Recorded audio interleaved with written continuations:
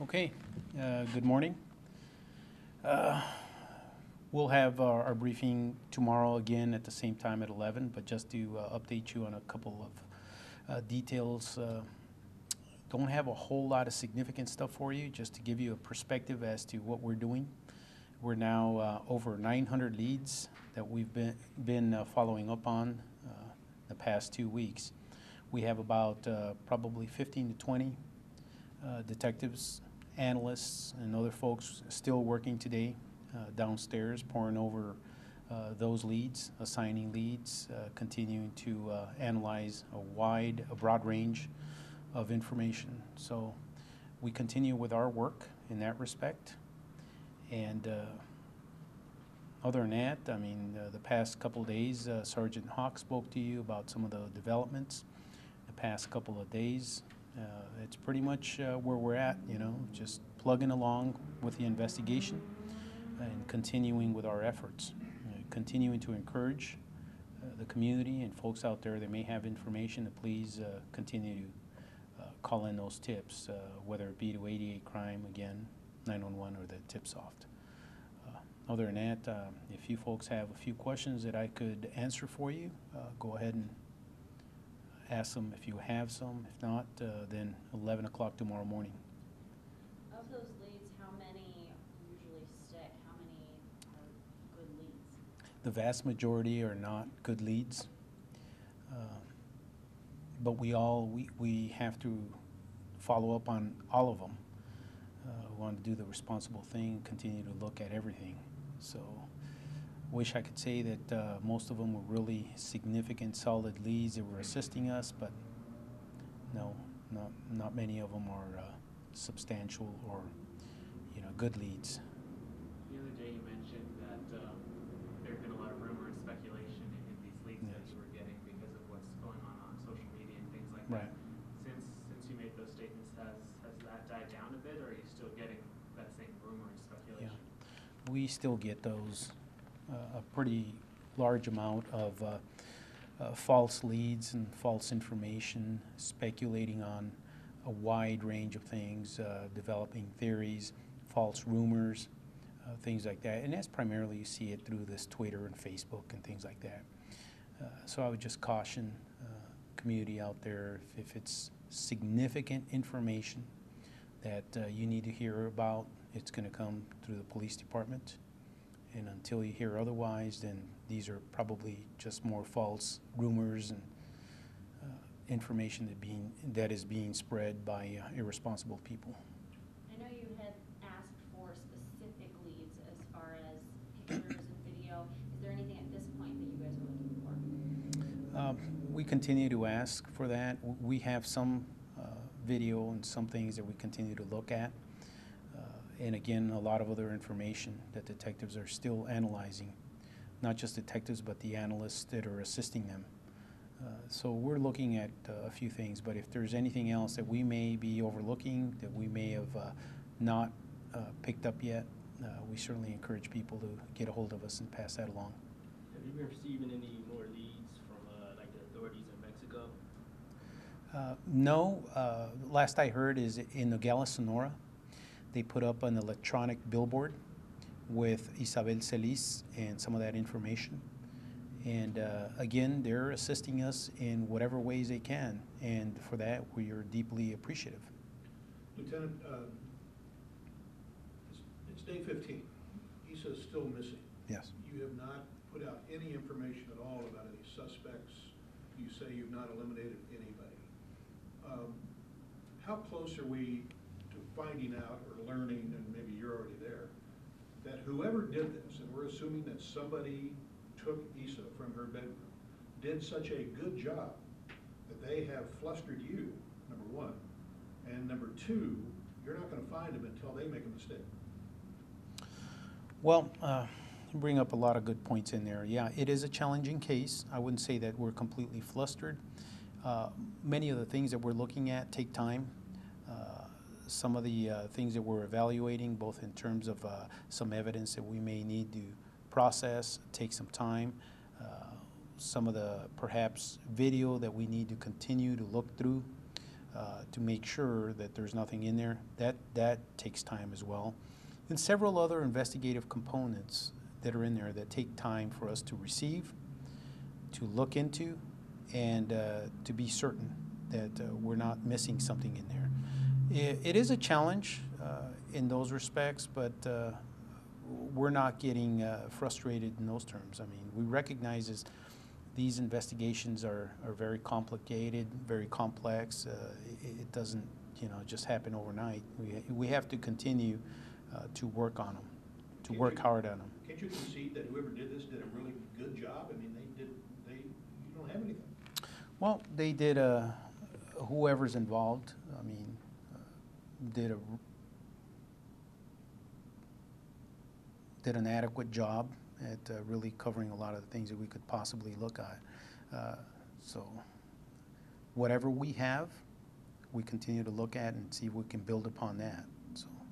Is it safe to say you have a lot more than, we're being told? Well, there's, the last time that I briefed you, I told you guys that there was quite a bit of work that detectives are working on or looking at, but we're just not at a position yet that we could share those things with you.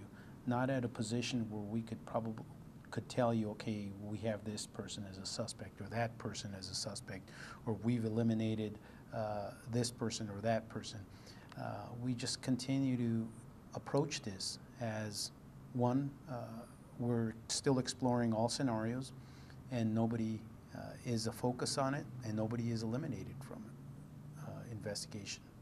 How do you draw that line between what you tell the public for them to help you guys and what you can't tell them? I mean, how is that line drawn? Well, it's a difficult thing for a lot of folks to understand that a lot of the information that detectives have and they're working on is very sensitive in nature, is very delicate. We have to make sure that it's protected in such a manner as to the case isn't compromised in any way, shape, or form. Many details need to be verified, and that takes time as well. So we understand the need of the public to know, but there's a certain amount of information that we can tell them without hurting the investigation. But if you had blood, DNA, fingerprints, any of the normal thing that you guys look for at a crime scene, that would have been processed by now in your new crime lab. You would have been able to come out and say, this is a person we're looking for, or something like that, if you haven't arrested them already. So after 15 days, I'm assuming that you have none of that. Well, again, I don't want to tip our hand as to what we do have and what we don't have. What I can tell you, Bob, is our evaluation of a lot of these things takes time, and I'll kind of leave it at that. Do you have any reason to believe that she is alive? Because I remember you guys saying in the beginning, we're thinking this is the case, and now the family, after recent interviews, obviously thinks she's alive.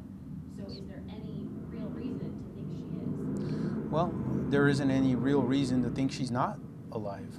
So we're going to operate and continue to work this investigation under the assumption that she is alive and that we will bring her back safely to her family.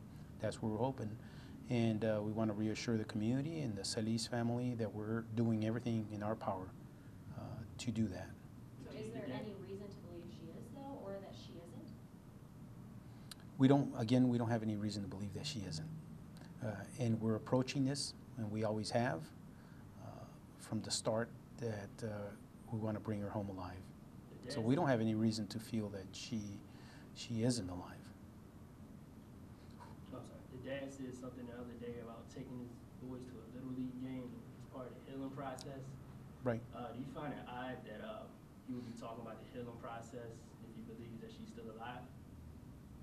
Well, I mean, I'm going to leave that for the community members and people that have seen those videos or those interviews to form their own opinions, We're going to stick to the investigation and just focus in on that. As an outsider, I found it odd that there was a cleaning crew at the house. Is that something that you guys initiated, or is that something the family initiated? It's done by the family. And No, you have to remember that we've been there 2 or 3 times to execute search warrants.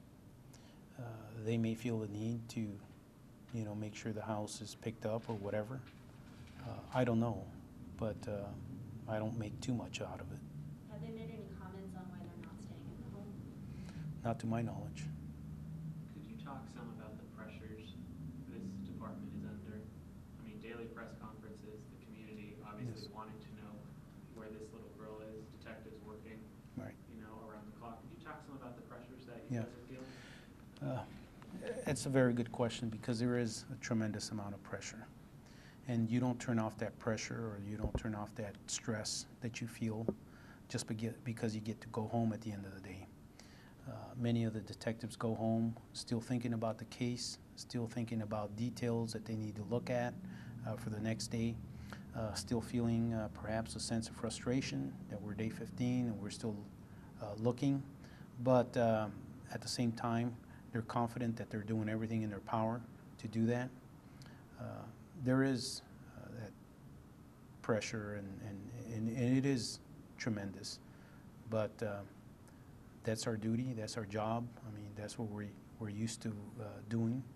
So we'll continue working on this case, whatever it takes. Has tips increased or decreased since since the parents came out on national TV and then yesterday on local media? Have tips increased because of them speaking out? Yeah, it appears like they've increased somewhat. I indicated that those tips fluctuate, and it depends on what's going on. It depends in large part as to what information that the community is receiving. Certainly the past couple days that the family has come out and provided interviews to the media. That's generated a certain amount of leads and tips and calls, so we continue to work on those. We at the station had a tip that last night, kind of late in the night, around on Benson Highway, the sheriffs had a lot of SUVs kind of roaming around. Was that anything to do with this case that you believe of? Did it have anything to do with this as well? Well, I can't be certain for that. That's another law enforcement agency. I'm not privy as to what their calls for service are, but I can tell you that it didn't come to my knowledge that it had anything to do with this investigation. Where do we go from here? What are you guys doing now? Again, continue the work that detectives are doing, the work that the analysts are providing, the support that the FBI continues to give us, a wide variety of other agencies. And it takes, like I said, and I indicated to Bob, it takes a while for us to look at everything that we have. And it's very methodical, time-consuming How long work. can this go on? I mean, Go on. are you going to stop at any point? I know that you've seen quite a dramatic scaling down in resources and certain things that we've been doing, and it all depends. That's all dependent on what we have. We want to be efficient. We want to be use our resources. If we need them, we're not just going to have people over here doing things that not really significant or important for them to do. So we need to be cautious in our use of our resources. Give me more There's still details some to do. on scaling down. Earlier they said you had 40 to 50 Mhm. people working on this. You just said 15 to 20. Is that For the because of weekend, or- yes. That's primarily due to the weekend, and it's also due to making sure that folks get a chance to rest and refresh, be able to get some time off to do some of the things that they have to do. We want them here to continue on with the investigation and not be fatigued to the point where they're not doing their jobs effectively. So. You mentioned earlier that you have video of some sort that you are looking at. What kind of video is that? Is it video from the baseball game? Is it video from surveillance cameras around? Can you just talk about that? Just generically, I don't want to be specific as to what video we're searching. Part of our investigative strategy has been to recover or secure video from a broad range of sources, many places that we picked up that video, and now it's a process of looking at that video. It could be from many locations that was picked up, not just near the Celis family home, but businesses that may have been open, during this time frame that we're looking at. So it takes a while to look through all of that to see if there's something of interest in there. Is it odd with, I mean, all those businesses in that area and all those cameras and stuff that might be around to, I mean, do you find it kind of odd that nothing is solid on, I mean, nothing is definitive on any of that? I mean, kind of strange, right? It's not really odd. It's either there or it isn't, you know. Anything else, Jamar, you folks? With the national attention, does that help or hurt what you guys are doing, and why do you think this even is national? Well, clearly, I mean, this is going back to what the gentleman from the National Center for Missing and Exploited Children continues to be a case that's a high priority for them. And this is a high priority, not just within our community, but nationwide, continues to be so. The national focus, it does help and keep the attention onto our investigation and perhaps generate leads. Some of this national focus, certainly some of the media has gone not just in our country, but in Mexico and other areas. So, you know, we'll continue to look at that. Why do you think it's such a high priority, though? There's missing children all the time. Yes, you're right. There's missing kids everywhere, but many of these cases do have high priority, and again, based on the totality of the circumstances that captures the interest of people nationwide. Okay, thank you.